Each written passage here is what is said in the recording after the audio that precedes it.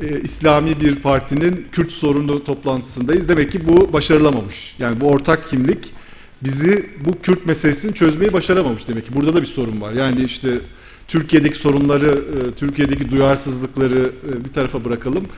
Enfal diye operasyon yapılmış bir bölgeden bahsediyoruz. Yani Kur'an'ın bir ayetiyle Kürtlere yönelik operasyon yapılmış bir bölgeden bahsediyoruz. O yüzden o da tam olarak bu sorunu çözmüyor. Orada da bir sorun var. Yani sadece bu referanslarla konuşmak o yüzden meseleyi çözmüyor. O yüzden bence yani tarihten ve onun bütün yüklerinden ayrılıp bugüne gelmek ve daha somut bugünle ilgili, bugünkü koşullarla ilgili bir analiz yapmak gerektiğini düşünüyorum. Ben biraz hani o çerçevede özellikle de bu son çözüm süreci çerçevesinde bir konuşma yapmak istiyorum.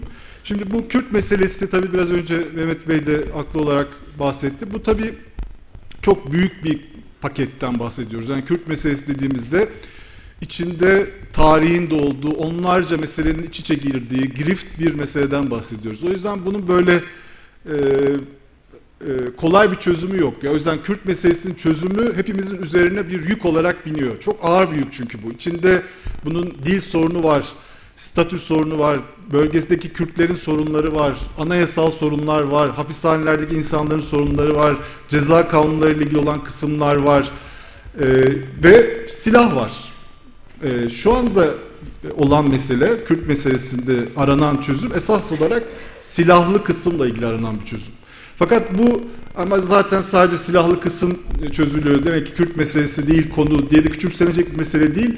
Çünkü Kürt meselesinin son 40 yılını bu silah aslında hegemonize ediyor ve belki de Kürt meselesinin konuşulmasını ve bir adım ileriye gidilmesinin de önünde duruyor. Bugün Türkiye'de Kürt meselesinin şiddet, silah ve PKK sadece sonucu değil aynı zamanda sebebi haline gelmiş durumda. Pek çok Kürt meselesinde hayati mesele aslında silahla doğrudan ilişkili. Yani silahlı bir örgütün var olmasıyla ilişkili pek çok sorun yaşıyoruz.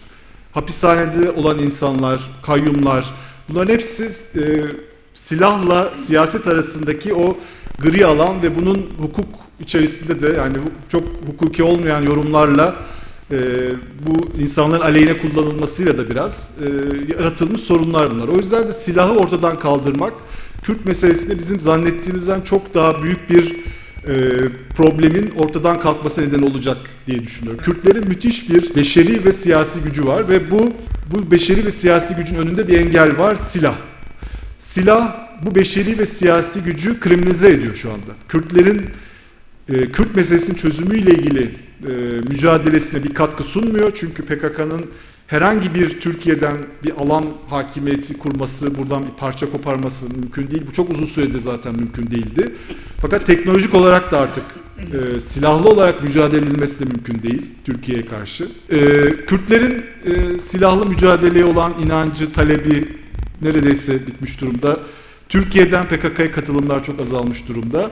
Ve üçüncü büyük önemli faktör de Türkiye'de Kürt meselesinin konuşulması da en önemli baraj olan, yani bu konu açıldığında hani onlar ne der diye düşünülecek bir parti MHP, onun lideri Devlet Bahçeli çok tarihi bir adımla bu meselede öncü role oynadı. Şimdi o çağrı yapabilecek Türkiye'de iki kişi vardı. Bir Devlet Bahçeli, bir de Erdoğan. Yani Zekeriya Bey yapsaydı muhtemelen hakkında soruşturma açılırdı. Cumhurbaşkanı yapsaydı Devlet Bahçeli ne der diye sorulurdu. Ama Devlet Bahçeli yapınca çok gemi çok sağlam bir yere bağlanmış oldu.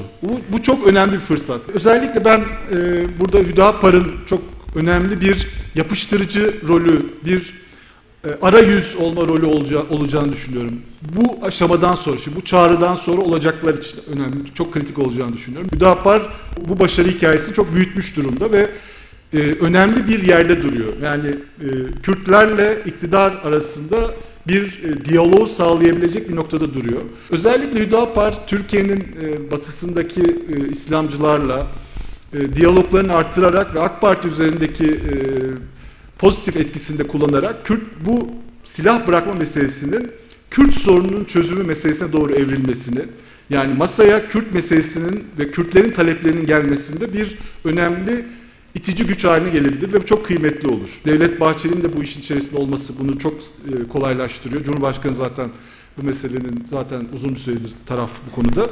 Fakat bunun derinleşmesi, Kürt meselesinin diğer silah dışındaki diğer maddelerinde de açılımlar yapılabilmesi, Türk tarafında güven sorunların aşılması için özellikle Hüdapar gibi arayüzlere çok fazla ihtiyaç var.